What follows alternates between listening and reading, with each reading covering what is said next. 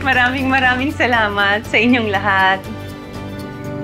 Alam niyo, nung mamatay ang asawa ko, si Mayor Federico, halos sumuko na ako.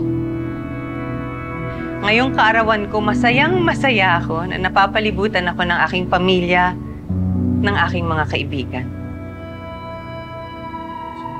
I heard from my dad, natatakbo ka na daw na konsihal. I am so excited for you. Hindi pa, Erica. Focus muna ako makagraduate. Don't be silly, Kenji. I know na kaya mong pagsabayin lahat ng yan. I will help you campaign. Kahit na anong kailangan mo, tutulungan kita. Isa na lang siguro ang hinihiling ko.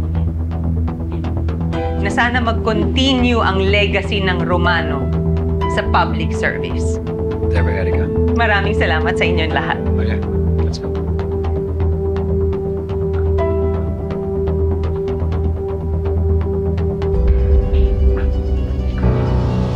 Rigor. Happy birthday, ate! Salamat, Rigor. Isang masigabong palakpakan naman para sa ate ko. Helga Basas Romano. Ang pinakamagaling na mayor. Sandali, gusto ko mag-speech. Tatos ako.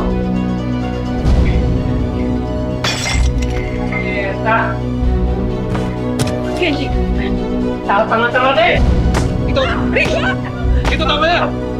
Ito, tama na! Tama mo! Ito! Alisin nyo dito yung pangangyan, ha? Pasensya na, medyo naparami lang ata ng inom yung kapatid ko. Pasensya na, Rigor. Please, not here. Not on my birthday party, please. Please. Sino to? Jowa mo pa to?